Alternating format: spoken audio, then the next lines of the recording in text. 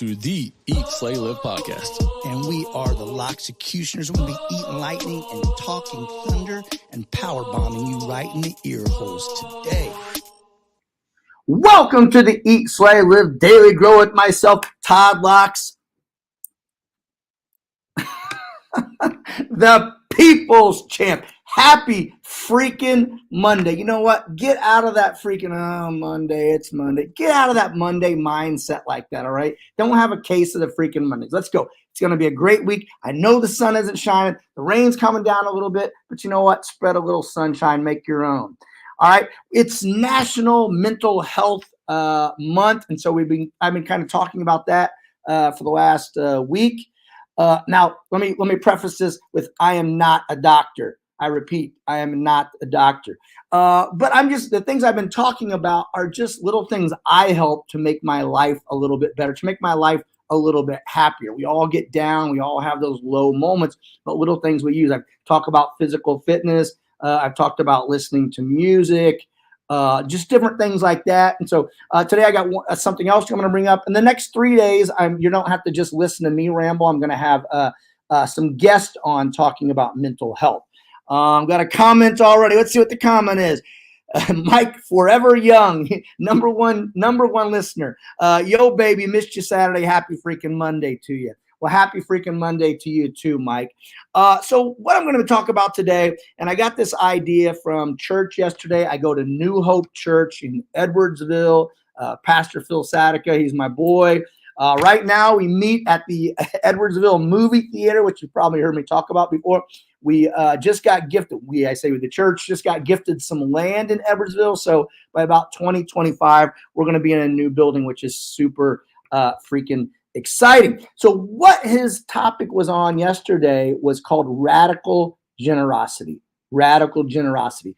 And Pastor Phil, he defined generosity as love in action. He defined generosity as love in action. I freaking love that. And he talked about generosity.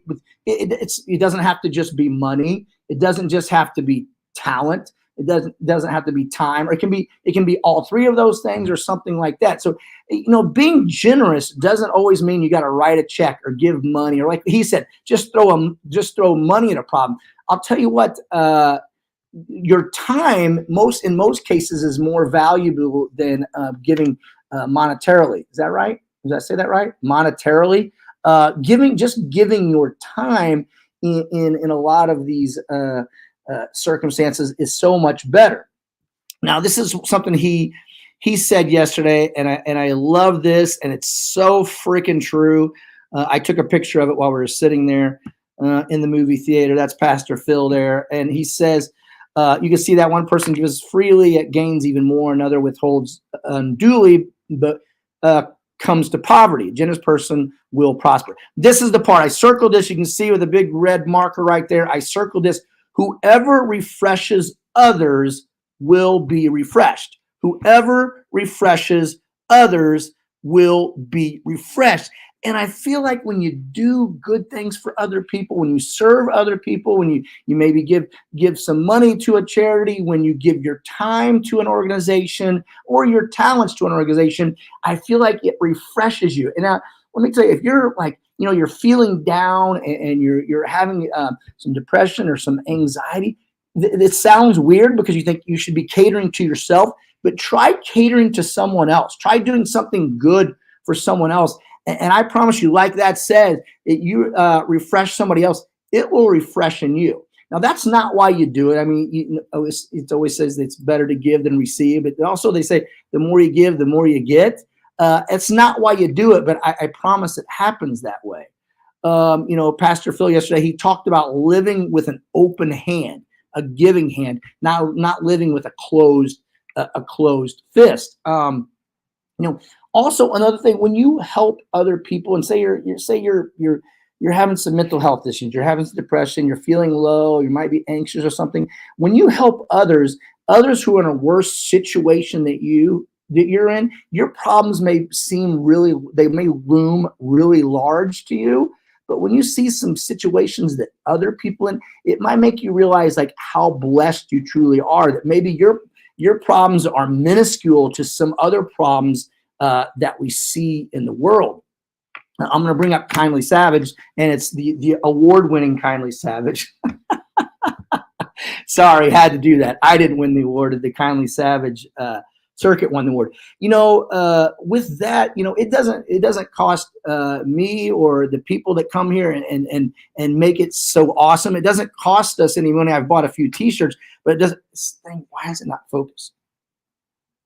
It doesn't cost me any money, but I feel like something I'm good at is training people and running circuits and running group workouts like that. So I'm able to give my talent and my time. It doesn't cost me anything.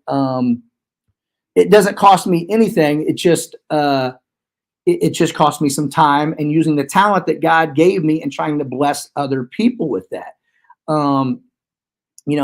God says, you're doing that for a greater purpose. Now, I know I sound like I'm being preachy here with the God thing, and maybe you don't believe in God, but maybe you believe in karma. Same thing. What you put out into the universe is what you get back. So try that. You might feel anxious. You might be feeling depressed. You might have that black wave over you, just not feeling it, feeling low. I'm trying to get this thing focused. Feeling low, but you know what? And like I said, it may seem like the appropriate thing was, hey, just cater to you.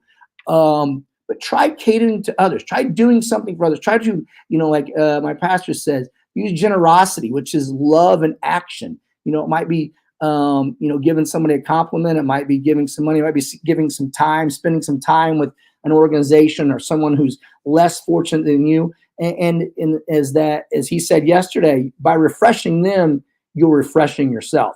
Now, great segue into this Saturday at 10:30 is our next Kindly Savage workout for people with special powers. Again, the award-winning Kindly Savage workout. And if you'd like to give a little bit of your time, about an hour, come down and just all we ask that you come down. You give some clapping, some applause to these athletes with superpowers. You come down, maybe some high fives if you're a hugger, because I promise you they're huggers. If you're a hugger, give a hug.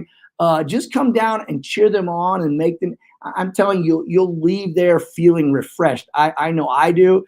Since I've started that Kindly Savage circuit, I'll tell you what, it's breathed new life into me. I mean, I feel like it's given me a greater purpose. Now, I feel like God put me in the position I am in with pride to be able to do this with Kindly Savage, and that's really my greater purpose. So find yours, and we'd love to have you down Saturday at 10:30 a.m. to come down and just cheer on these amazing athletes.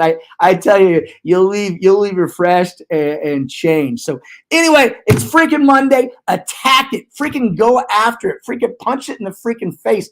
Donkey kick it right in the back of the freaking head. Anyway, thanks for growing with us, and slay on.